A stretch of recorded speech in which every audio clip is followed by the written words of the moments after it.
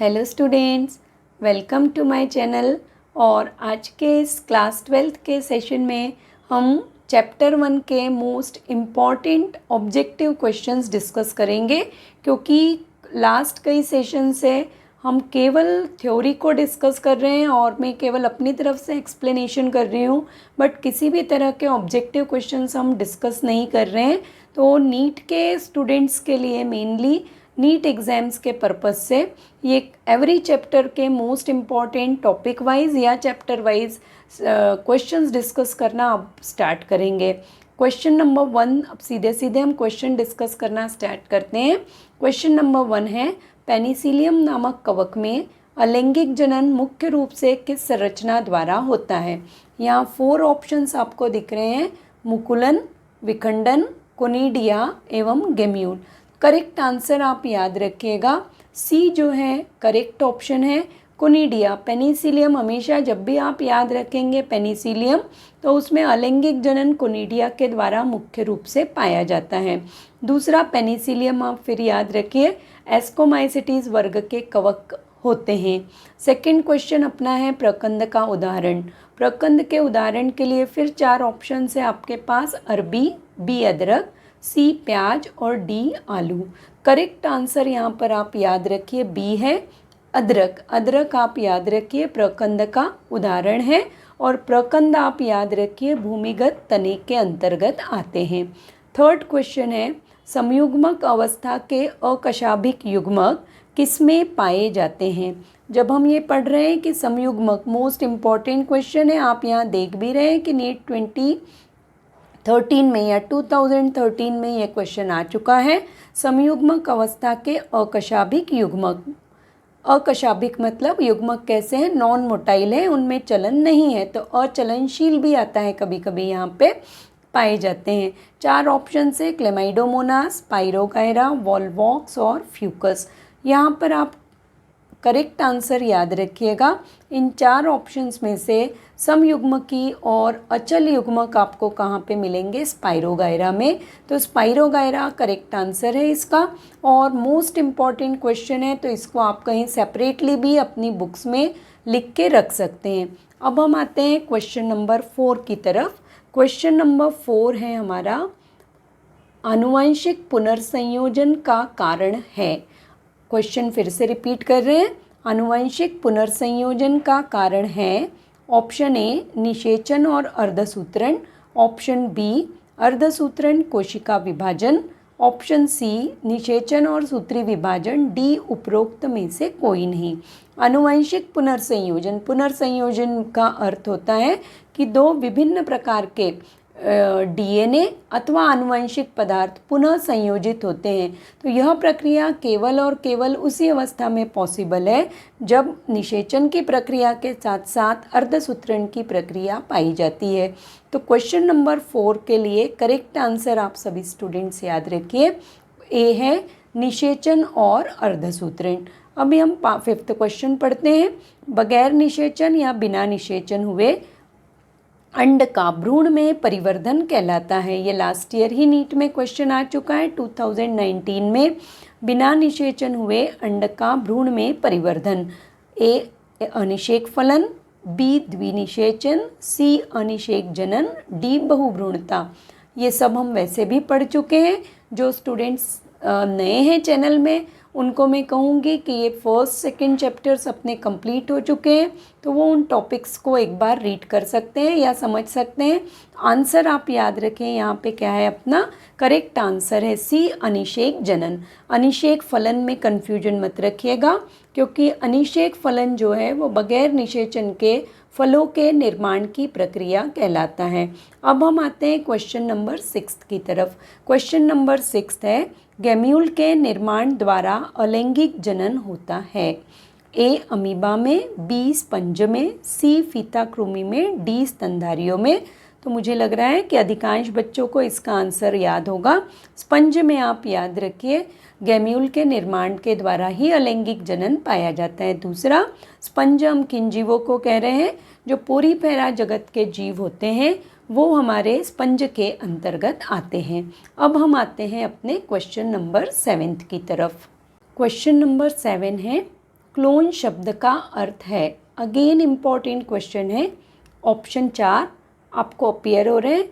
ए संतति जनक के एकदम समान हो, बी आनुवंशिक रूप से एक समान हो, सी आकारिकी के दृष्टि से एक समान हो और डी उपर्युक्त सभी। यहाँ पे देखिए, जब हम क्लोन की परिभाषा पढ़ते हैं तो हम कहते हैं कि आनुवंशिकी के रूप में और आकारिकी के रूप में तथा पैतृक के साथ और आपस में जब संततियाँ समान होती है तब वह क्लोन कहलाती है। तो यहाँ पे जो करेक्ट ऑप्शन होगा वो होगा आपका डी। क्वेश्चन नंबर 8 है, प्रोटिस्टा तथा मोनेरा में जनन का प्रकार है। 4 ऑप्शन अगेन है। कलिकायन, कोशिका विभाजन, द्विखंडन, कलिकाएं। प्रोटिस्टा और मोनेरा के सदस्य मुख्य रूप से याद रखिए एक कोशिकीय होते हैं और एक कोशिकीय जीवों में मुख्य रूप से जो जनन का प्रकार है वो द्विखंडन होता है। तो करेक्ट आंसर यहाँ पे होगा आपका द्विखंडन। आफ्टर दैट क्वेश्चन नंबर 9, निम्न में से अलैंगिक जननीय संरचनाएं हैं। कोनिडिया, कलिका, गैम्यूल तथा सभी। तो आंसर डी होगा आपका कि जो अलैंगिक जननीय संरचनाएं होती हैं वो अलैंगिक जननीय संरचनाएं यह तीनों ही पाई जाती है और भिन्न भिन्न जीवों में अथवा भिन्न भिन्न पौधों में ये प्रक्रियाएं या संरचनाएं पाई जाती है। इसके पश्चात अब हम आते हैं क्वेश्चन नंबर 10 की तरफ। क्वेश्चन नंबर 10 है, कायिक प्रवर्धन में पादपों का उत्पत्ति स्थल होता है। ध्यान से क्वेश्चन पढ़िएगा। ए पर्वसंधि, बी पर्व, सी कक्ष तथा डी शीर्ष। करेक्ट आंसर यहाँ पे याद रखिएगा। जो कायिक प्रवर्धन जब पाया जाता है तो पादपों की उत्पत्ति का स्थल अधिकांश समय पर आप याद रखिए पर्वसंधि होता है, क्योंकि पर्वसंधि पर ही कक्षस्थ कलिकाएं पाई जाती है और इन्हीं कक्षस्थ कलिकाओं के द्वारा पादपों का नए पौधों का जन्म होता है। क्वेश्चन नंबर 11 है, प्राइमेट्स में जनन के दौरान चक्र होता है, अर्थात प्राइमेट्स जीवों के जो फीमेल्स होती हैं उन फीमेल्स में जनन के दौरान पाया जाने वाला चक्र। ए मदचक्र, बी स्त्राव चक्र, सी ऋतुस्त्राव चक्र, मौसमी चक्र। करेक्ट ऑप्शन याद रखिएगा सी ऋतुस्त्राव चक्र कहलाता है। अब इसके पश्चात हम आते हैं क्वेश्चन नंबर 12। ये क्वेश्चन भी याद रखिए, मोस्ट इम्पॉर्टेंट क्वेश्चन है और यहाँ पर आपका क्वेश्चन फिर से पत्तियों के द्वारा पाए जाने वाले कायिक जनन की प्रक्रिया से संबंधित है। इसमें जब हम पढ़ते हैं तो इसमें पढ़ते हैं कि निम्न में से पत्तियों के खंडों द्वारा कायिक प्रजनन होता है। अर्थात क्वेश्चन पूछा गया है कि निम्न में ऐसे ये जो 4 ऑप्शन है इसमें ऐसे कौन से पेयर हैं या पौधों का ऐसा कौन से पौधों का युग्म है जिसमें पत्तियों के द्वारा कायिक प्रजनन की प्रक्रिया पाई जाती है। तो जब आप ये पढ़ते हैं तब आप याद रखिएगा 4 ऑप्शंस आपको दिख रहे हैं, एगेव एंड कलेंचू, ब्रायोफिल्लम व कलांचू, एस्परेगस व ब्रायोफिल्लम, क्राइजेंथियम व एगेव। तो यहाँ पर करेक्ट ऑप्शन आप याद रखिएगा ब्रायोफिल्लम एवं कलांचू। एक्चुअली वास्तविक रूप में दोनों ही नाम एक ही पौधे के हैं। ब्रायोफिल्लम पुराना नाम था और ICBN के अकॉर्डिंग इसका नया नाम कलांचू पिन्नेटा कर दिया गया है। तो ये आंसर 12th के लिए क्वेश्चन नंबर 12th के लिए आंसर भी याद रखिए। अब हम आते हैं क्वेश्चन नंबर 13 की तरफ। निम्न में से किसमें लंबवत द्विखंडन पाया जाता है? द्विखंडन आप सभी पढ़ चुके हैं। लंबवत, क्षैतिज और अनियमित 3 प्रकार हमने पढ़े थे। युग्लिना में, प्लाज्मोडियम में, प्लेनेरिया में और पैरामीशियम में। तो यहाँ पर याद रखिए करेक्ट ऑप्शन आपका युग्लिना है। युग्लिना में आप याद रखिएगा मुख्य रूप से द्विखंडन की प्रक्रिया लंबवत अक्ष से पाई जाती है। तो यहाँ पर ही आप इतने क्वेश्चंस हम पढ़ते हैं। अब हम आते हैं अपने क्वेश्चन नंबर 14 की तरफ। नंबर 14 है, जन्म से मृत्यु तक की अवधि किसी जीव का कहलाती है। यह आंसर सभी स्टूडेंट्स को क्लियर है। बी इसका करेक्ट ऑप्शन है जीवन काल। फिर हम आते हैं क्वेश्चन नंबर 15 की तरफ। हाइड्रा में निम्न द्वारा किस विधि से प्रजनन पाया जाता है? ए बीजाणु जनन, बी मुकुलन, सी द्विखंडन और डी उपरोक्त सभी। क्वेश्चन फिर देखिए कि हाइड्रा में यहाँ पे पूछा गया है। कभी कभी ये होता है कि स्टूडेंट्स आप लोग पढ़ते हैं क्वेश्चन पर मिस इंटरप्रिटेट कर लेते हैं, उसका मीनिंग आप गलत निकालते हैं। हाइड्रा में पूछा गया है, हाइड्रा आप याद रखिए सिलिंट्रेटा के सदस्य होते हैं और इनमें मुख्य रूप से मुकुलन के द्वारा अथवा कलिका निर्माण के द्वारा, हम कहते हैं कलिका निर्माण की प्रक्रिया मुकुलन कहलाती है, मुकुलन के द्वारा ही इसमें प्रजनन पाया जाएगा। नेक्स्ट है 16, आलू के प्रकंद में, ये फिर इम्पॉर्टेंट क्वेश्चन है, आलू के प्रकंद में पाई जाने वाली आँखें किसका रूपांतरण है। सेम क्वेश्चन आपका दूसरे फॉर्म में आता है कि जो आलू की आँखें हैं वो किसका रूपांतरण है। 4 ऑप्शन दिख रहे हैं आपको, पर्व का रूपांतरण, पर्वसंधि का रूपांतरण, कक्षस्थ कलिका अथवा डी जड़ का रूपांतरण। तो यहाँ पर आप करेक्ट ऑप्शन याद रखिए सी है। आलू की जो सामान्य रूप से आँखें होती है वो कक्षस्थ कलिका या एक्सिलरी बर्ड भी हम कहते हैं, कक्षस्थ कलिका का रूपांतरण होती है। अब यहाँ पर जब आप पढ़ते हैं कक्षस्थ कलिका तो कुछ स्टूडेंट्स को कक्षस्थ कलिका और अग्रस्थ कलिका में अंतर स्पष्ट नहीं होता है, तो वो क्लियर रखिएगा। कक्षस्थ कलिकाएं जो होती है वो पत्ती के कक्ष में उपस्थित होती है और अग्रस्थ कलिका जो है वो तने के अग्रभाग पर पाई जाती है। अब हम आते हैं क्वेश्चन नंबर 17 की तरफ। निम्न में से किस विधि द्वारा अमीबा में प्रजनन होता है।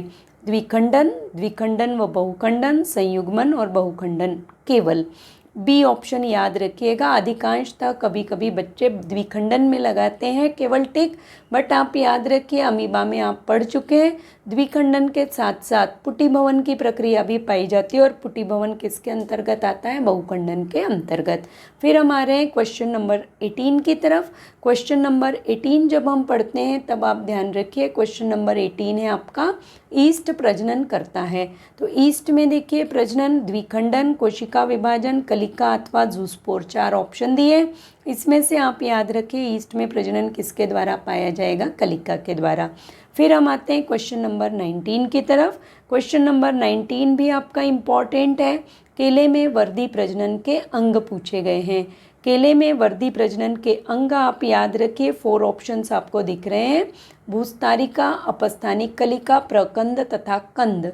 तो यहाँ पर आप याद रखिए केले में अगर वर्दी प्रजनन के अंग आप पढ़ रहे हैं तो मुख्य रूप से केले और अदरक, 2 उदाहरण आप याद रखिए। इनमें प्रजनन किसके द्वारा होगा, वर्दी प्रजनन प्रकंद के द्वारा होता है। पुष्पीय पौधों में या पौधों में सामान्यतः अलैंगिक प्रजनन को ही हम वर्दी प्रजनन कहते हैं। तो केले में वर्दी प्रजनन के अंग प्रकंद होते हैं। फिर इसके बाद है क्वेश्चन नंबर 20, जलकुंभी में प्रजनन अंग है। जलकुंभी का भी एक मोस्ट इम्पॉर्टेंट ये क्वेश्चन है। दूसरा, ये पूरा का पूरा पैराग्राफ एनसीईआरटी से प्रॉपरली रीड करिए, बहुत ज़्यादा इम्पॉर्टेंट पैराग्राफ है आपका नीट के एग्जाम के लिए। जलकुंभी में प्रजनन अंग ऊपरी भूस्तारी या ऑफसेट आप याद रखिए, प्रकंद, संयुग्मन, भूस्तारिका। ऑफसेट यहाँ पर याद रखिएगा, ऑफसेट शायद यहाँ पे हो सकता है, मुझे कन्फ्यूजन था क्योंकि हिंदी में पहले भी कह चुकी हूँ कि हिंदी के कुछ टर्म्स मुझसे गलत हो जाते हैं, इंग्लिश में ज़्यादा यूज़ के कारण छूट गया है मेरा हिंदी में पढ़ाना काफ़ी सालों से। तो यहाँ पे याद रखिएगा, ऑफसेट आप याद रखिएगा और अपने लेवल पे एक बार और क्लियर कर लीजिएगा कि इसको ऊपरी भूस्तारी या भूस्तारिका कहते हैं, बट करेक्ट आंसर इंग्लिश का ही आप याद रखिए कि जलकुंभी में प्रजनन अंग हमेशा क्या होते हैं, ऑफसेट होते हैं। ठीक है, अब हम लोग आते हैं अपने नेक्स्ट क्वेश्चन की तरफ, वो है अपना क्वेश्चन नंबर 21। जलकुंभी का पौधा वृद्धि करता है। ए बहते जल स्रोतों में, बी ठहरे जल स्रोतों में, सी चट्टानों पर, डी दलदली क्षेत्रों में। करेक्ट आंसर यहाँ पे है कि जलकुंभी का पौधा जब भी वृद्धि करेगा वह ठहरे जल स्रोतों में ही वृद्धि करता है। तालाब है, पोखर है, या फिर आप अपने आसपास के क्षेत्रों में देखते हैं कि जो खाली प्लॉट पड़े होते हैं कॉलोनीज़ में, वहाँ भी खाली प्लॉट में आप पानी भरा हुआ देखते हैं। उन स्रोतों में भी या वैसे ठहरे हुए पानी के स्रोत में भी आपको जलकुंभी का पौधा सामान्य रूप से वृद्धि करता पाया जाता है। ये पूरे क्वेश्चंस आपके 4-5 क्वेश्चंस जलकुंभी के पैराग्राफ से रिलेटेड ही है। निम्न में से किस पादप को बंगाल का आतंक कहते हैं। जलकुमुदिनी, जूस्टेरा, जलकुंभी, वेलिस्नेरिया। फिर इसका आंसर सी आप याद रखिएगा, जलकुंभी है। अब हम आते हैं क्वेश्चन नंबर 23 की तरफ। जलकुंभी का ही क्वेश्चन है ये और इम्पॉर्टेंट क्वेश्चन है। जलाशयों में जलाशयों में जलकुंभी की अत्यधिक वृद्धि किसको प्रभावित करती है? मतलब जब किसी पानी के स्रोत में या ठहरे पानी के स्रोत में जलकुंभी की अत्यधिक वृद्धि आप देखेंगे तो उसका उसके वातावरण पर या उस जलीय स्रोत पे क्या प्रभाव पड़ता है? ए ऑप्शन है जल में पोषक तत्व की कमी, बी जल में ऑक्सीजन की मात्रा की कमी, यहाँ पे कमी आएगा को लिखा है, ठीक है। तो प्रभावित एक्चुअली क्वेश्चन के अनुसार देखिए लिखा है कि किसको प्रभावित करती है, तो जल में पोषक तत्वों की कमी को प्रभावित कर रही है, क्या जल में ऑक्सीजन की मात्रा को प्रभावित कर रही है, जल में जीवों की वृद्धि को प्रभावित करती है, और डी ऑप्शन है हमारा बी और सी दोनों। तो यहाँ पे याद रखिएगा कि जो आपका डी ऑप्शन है वो करेक्ट ऑप्शन है, क्योंकि जब जलकुंभी जलाशय में अधिक वृद्धि करता है तो याद रखिए ये जल में ऑक्सीजन की मात्रा को कम कर देता है पहला, और जब जल में ऑक्सीजन की मात्रा कम होगी तो ऑटोमेटिकली याद रखिए जो जलीय जीव हैं उनकी मृत्यु होना प्रारंभ होती है, तो जीवों की वृद्धि को भी ये प्रत्यक्ष रूप से क्या करेंगे, प्रभावित करते हैं। क्वेश्चन नंबर 24 है हमारा, निम्न में से किस पादप को खतरनाक खरपतवारों की श्रेणी में रखा गया है? 4 ऑप्शंस आपको दिख रहे हैं, ब्रायोफिल्लम, आइकॉर्निया या आइशोर्निया भी हम उसको पढ़ते हैं, तो ब्रायोफिल्लम, आइकॉर्निया, अगेव और पेनिसिलियम। तो यहाँ पर याद रखिएगा करेक्ट ऑप्शन अपना है आइशोर्निया या आइकॉर्निया। आइकॉर्निया को ही हम अभी तक क्या कह रहे हैं, जलकुंभी कह रहे हैं। क्यों कहते हैं? क्योंकि ये अत्यधिक तीव्र गति से फैलता है और एक बार अगर किसी जलीय स्रोत में ये वृद्धि करना प्रारंभ करता है तो उस जलीय स्रोतों से इसको लगभग निकालना जो है वो मुश्किल होता है, इसलिए आप इसको खतरनाक खरपतवार की श्रेणी में रखते हैं। नेक्स्ट क्वेश्चन है 25, 2 असमान युग्मकों का संलयन कहलाता है? समयुग्मन, विषम युग्मन, असमयुग्मन, संयुग्मन। यहाँ पे असमयुग्मन याद रखिएगा, विषम युग्मन मत रखिए। विषम युग्मन मतलब असमान युग्मक किस रूप में, कार्य में भी असमान होंगे और कार्य के साथ साथ वो संरचना में भी असमान होते हैं, तब विषम युग्मन होते हैं। अन्यथा इसको हम सामान्य रूप से क्या कहते हैं, असम युग्मन की प्रक्रिया ही कहते हैं। अब इसके पश्चात हम आते हैं क्वेश्चन नंबर 26 की तरफ। एक्चुअली इस सेशन में नियर अबाउट 35 क्वेश्चंस हैं जो मैं डिस्कस करूंगी, क्योंकि पूरे चैप्टर के इम्पॉर्टेंट क्वेश्चंस डिस्कस कर रहे हैं, तो 35 क्वेश्चंस हम लोग मेनली हैं जितने मैंने सिलेक्ट किए हैं वो हम आज पूरे के पूरे डिस्कस कर लेंगे। देखिए क्वेश्चन नंबर 26, प्राकृतिक असंग जनन पाया जाता है? मेंढक में, मधुमक्खी में, कॉकरोच में, पक्षियों के अंडों में। मुझे लग रहा है आप लोगों को ये आंसर क्लियर होगा। असंग जनन प्राकृतिक रूप से हम पढ़ते हैं मधुमक्खी में, ये प्रोसेस हम डिटेल में पढ़ेंगे। अभी जो हमारा चैप्टर 5 चल रहा है उसमें हम लिंग निर्धारण की प्रक्रिया की तरफ जब आते हैं उस समय आप ये एक्चुअली पढ़ते हैं, बट चैप्टर आपका जो क्वेश्चन है वो कहाँ से आता है, प्राकृतिक असंग जनन हम पढ़ रहे हैं चैप्टर नंबर 1 में, बट विधि जो है उसको एक्सप्लेन कहाँ पे किया है, चैप्टर नंबर 5 में। इसके बाद आपका ये मोस्ट इम्पॉर्टेंट क्वेश्चन है, और देखिए जो इस तरह के क्वेश्चन है जो 27 आप देख रहे हैं, ये क्वेश्चन कहने के लिए तो ऑब्जेक्टिव है, और अभी अगर आप हाल ही के वर्षों में जो नीट के एग्ज़ाम के क्वेश्चंस देख रहे हैं वो लगभग इसी तरह के आ रहे हैं, थोड़े लंबे क्वेश्चन होते हैं।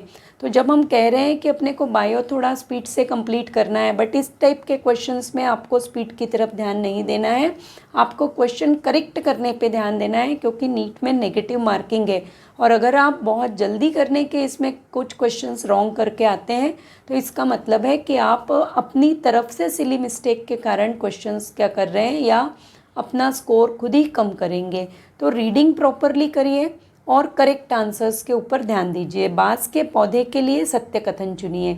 अब देखिए ए ऑप्शन है, इनमें पुष्प का निर्माण निश्चय समयावधि में होता है। बी, पुष्पन की प्रक्रिया जीवन काल में 2 बार 50-50 वर्ष के अंतर पर होती है। सी, पुष्पन की प्रक्रिया जीवन काल में केवल 1 बार 50 से 100 वर्ष के अंतराल में होती है। और डी, पुष्पन की प्रक्रिया के पश्चात मुख्य पादप जीवित रहकर पुनः कायिक प्रावस्था को दर्शाता है। एनसीईआरटी बेस्ड क्वेश्चन है, सी इसका करेक्ट ऑप्शन है कि बांस के पौधे में याद रखिएगा जीवन काल में केवल एक ही बार पुष्पन होता है। पुष्पन की अवधि 50 से 100 वर्ष के अंतराल में होती है और फिर उसके पश्चात मुख्य पादप की मृत्यु हो जाती है। तो ये पार्ट आप याद रखिएगा, ठीक है।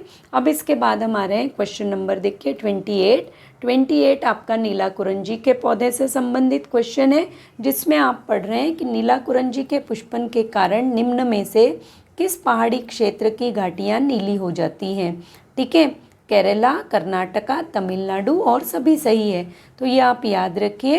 एनसीईआरटी इसके लिए एक बार फिर आप पढ़ लीजिए और करेक्ट आंसर आपका क्या है, सभी सही। इन तीनों ही प्रदेशों की घाटियाँ आप याद रखिएगा पूर्ण रूप से नीली हो जाती हैं जब नीला कुरंजी में पुष्पन की प्रक्रिया पाई जाती है। क्वेश्चन नंबर 29 है कि निम्न में से कौन सी प्रक्रियाएं पूर्व निषेचन प्रावस्था है। अब जब हम ये पढ़ रहे हैं कि निम्न में से कौन सी प्रक्रियाएं पूर्व निषेचन, ये भी पूरे के जितने भी क्वेश्चन हैं वो पूर्णतः एनसीईआरटी आधारित हैं। 4 ऑप्शन देखिए, सिनगेमी व जाइगोट निर्माण, युग्मक जनन व युग्मकों का निर्माण, युग्मकों का स्थानांतरण, सी भ्रूणीय परिवर्धन व बीज निर्माण और डी बीजाणु जनन। अगर इस तरह के क्वेश्चन आपको आते हैं तो एक बार फिर से प्रावस्था पे ध्यान दे दीजिए कि क्या पूछा है, पूर्व निषेचन पूछा है या पश्च निषेचन। यहाँ पे पूर्व निषेचन, निषेचन के पूर्व जाइगोट निर्माण हो नहीं सकता है, बीज का निर्माण हो नहीं सकता है, बीजाणु जनन होता है, परंतु हम एनसीईआरटी के अकॉर्डिंग पढ़ चुके हैं कि पूर्व निषेचन प्रावस्था में 2 मुख्य परिवर्तन होते हैं, युग्मक जनन और युग्मकों का स्थानांतरण, ठीक है। तो यहाँ पे ये याद रखिएगा, बी करेक्ट ऑप्शन है आपका, युग्मक जनन और युग्मकों का स्थानांतरण। इसके बाद हमारा क्वेश्चन नंबर 30 है। क्वेश्चन नंबर 30 देखिएगा, फिर से आपका है कि पुष्पीय पौधे के नर पुष्पीय पादप कहलाते हैं। ये आप 11वीं क्लास में भी पढ़ चुके हैं, क्लास 12th में अभी भी पढ़ा है हम लोगों ने। होमोथैलिक, पुकेसरी, स्त्री केसरी, सुखाइवत। तो यहाँ पे याद रखिए नर पुष्पीय पादपों को हम क्या कहते हैं, पुकेसरी। तो ये इतना क्वेश्चन याद रखिए। अब लास्ट 5 क्वेश्चंस अपने बचे हुए हैं, वो 5 क्वेश्चंस हम डिस्कस करते हैं और फिर उसके बाद ये हमारा सेशन जो है वो कंप्लीट होगा। तो सेशन कंप्लीट करिए क्योंकि क्वेश्चंस मेनली मैंने आप ही लोगों के लिए प्रिपेयर किए हैं। और अब हम आते हैं क्वेश्चन नंबर 31 की तरफ। 31 देखिए, दिया गया चित्र किसे प्रदर्शित करता है। ये एक चित्र आपका दिया हुआ है, अगर आप सभी को क्लियर होगा तो ये किसे प्रदर्शित करता है। अब देखिए कोशिका के लिए क्वेश्चन नहीं है, क्वेश्चन आपका किसके लिए है, ये क्वेश्चन मुख्य रूप से है कि किस प्रकार के अलैंगिक प्रजनन की विधि को प्रदर्शित करता है। 4 विधियां दी हैं, द्विखंडन, फिर ऑफसेट दिया है, मुकुलन दिया है, संलयन दिया है। कलिका का निर्माण बता रहे हैं, कलिका निर्माण किस में होता है, मुकुलन के द्वारा। तो सी ऑप्शन होगा। अगर मान लीजिए यही डायग्राम हो और अगर आपका एग्जाम्पल पूछा है कि किस जीव में पाया जाता है तो उस अवस्था में आपका आंसर आ जाएगा ईस्ट में, क्योंकि ये जो कोशिका है ये किसकी बनी हुई है, ईस्ट में। ये डायग्राम भी आपका एनसीईआरटी में दिया हुआ है। फिर है आपका क्वेश्चन नंबर 32, निम्नलिखित में से एक प्राइमेट का उदाहरण नहीं है। तो ये आप याद रखिएगा, प्राइमेट और नॉन प्राइमेट हम पढ़ते हैं। तो यहाँ पर आप याद रखिए, यहाँ पे लिखा है 4 ऑप्शंस आपको दिख रहे हैं। गाय आप याद रखिए, गाय जो है वो प्राइमेट का उदाहरण नहीं है, गाय आपका नॉन प्राइमेट्स में आता है। मेमेलिया या स्तनधारियों को 2 वर्गों में पुनः विभाजित किया गया है, प्राइमेट और नॉन प्राइमेट। तो गाय आप याद रखिए नॉन प्राइमेट है, बंदर, ऐप और जो मनुष्य है वो किसके उदाहरण होते हैं, प्राइमेट्स के। और प्राइमेट्स का मुख्य लक्षण होता है कि उनकी फीमेल्स में ऋतुस्राव चक्र या मेंस्ट्रुअल साइकिल पाया जाता है। क्वेश्चन नंबर 33 आप पढ़ते हैं, द्विगुणित जीवों में युग्मक निर्माण किस विभाजन का परिणाम है। तो ये सभी बच्चों को क्लियर होगा आंसर कि द्विगुणित जीवों में युग्मक निर्माण किस विभाजन का परिणाम है। समसूत्री विभाजन, अर्धसूत्री विभाजन, असूत्री विभाजन, द्विखंडन। तो बी ऑप्शन याद रखिए, अर्धसूत्री विभाजन जो है वो युग्मक निर्माण में महत्वपूर्ण भूमिका निभाता है, क्योंकि युग्मक हम पढ़ रहे हैं कि युग्मक सदैव अगुणित होते हैं और अगुणित युग्मक अगर द्विगुणित जीव से निर्मित हो रहे हैं तो वो किस विभाजन द्वारा निर्मित होंगे, अर्धसूत्री विभाजन द्वारा। यहाँ पर क्वेश्चन नंबर 34 देखिएगा, निम्न में से किसमें अचल समयुग्मक निर्मित होते हैं। फिर वही क्वेश्चन है, पहले भी हम डिस्कस कर चुके हैं इसको, तो यहाँ पे आंसर आप याद रखिएगा। स्पाइरोगायरा मोस्ट इम्पॉर्टेंट क्वेश्चन है, तो स्पाइरोगायरा में याद रखिए अचल समयुग्मक निर्मित होते हैं, तो स्पाइरोगायरा। फिर आप पढ़ते हैं कहाँ पर, क्वेश्चन नंबर 35, प्रकंद एक तने का रूपांतरण है क्योंकि। यहाँ पे आपको रीज़न बताना है कि प्रकंद क्यों तने का रूपांतरण है। ये तो आपको भी पता है कि प्रकंद एक भूमिगत तने का रूपांतरण है। अब ये क्यों है भूमिगत तने का रूपांतरण, क्योंकि इसमें कलिका पाई जाती है, पर्व व पर्वसंधि होती है, जड़ें उपस्थित होती है, कक्षस्थ कलिका पाई जाती है। करेक्ट ऑप्शन याद रखिएगा बी है, प्रकंद एक तने का रूपांतरण है क्योंकि उसमें पर्व एवं पर्वसंधियाँ पाई जाती है।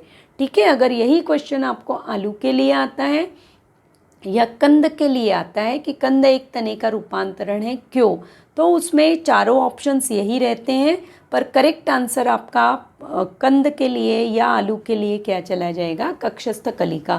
कलिका की उपस्थिति के कारण पर्व अथवा पर्व संधि की उपस्थिति के कारण वो संरचना तना कहलाती है। तो करेक्ट ऑप्शन इस क्वेश्चन के लिए याद रखिए, पर्व तथा पर्व संधि पाई जाती है। तो यहाँ पे अपने क्वेश्चन जो चैप्टर नंबर 1 है क्लास 12th का, उसके ये 35 क्वेश्चंस पूरे होते हैं।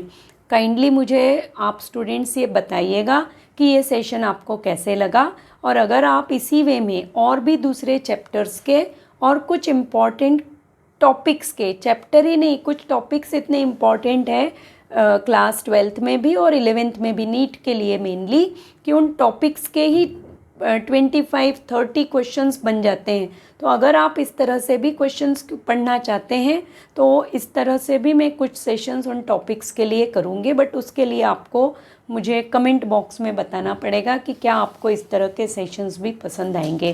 ठीक है, और एनसीईआरटी के भी कुछ इम्पॉर्टेंट डायग्राम्स जो है वो हम लोग इसी तरह से पढ़ेंगे, क्योंकि बोर्ड पे मेरा एक्सप्लेनेशन हो जाएगा। बोर्ड के एक्सप्लेनेशन के बाद हम एनसीईआरटी से भी वो डायग्राम्स पढ़ेंगे, तो आप लोगों के लिए वो ज़्यादा बेनिफिशियल होगा, क्योंकि फाइनली रीडिंग आपको एनसीईआरटी से ही करनी है।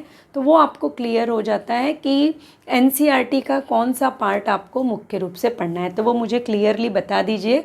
तो मुझे भी ये रहेगा कि मैं जो मेथड यूज़ कर रही हूँ आप लोगों के लिए, वो आप लोगों के लिए कितनी ज़्यादा प्रोडक्टिव है। ठीक है, तो आज का सेशन हम यहीं पे कंप्लीट करेंगे। नेक्स्ट सेशंस तक चैनल के साथ सभी बच्चों को कनेक्ट रहना है। वीडियो अच्छे लग रहे हैं तो उनको लाइक भी करना है और शेयर भी करना है, और नेक्स्ट सेशन तक हार्डवर्क करते रहिए, पढ़ते रहिए, और पढ़ने के साथ साथ जो भी डाउट्स आ रहे हैं वो डाउट्स मुझसे पूछते भी रहना है। ठीक है, so stay blessed and stay motivate.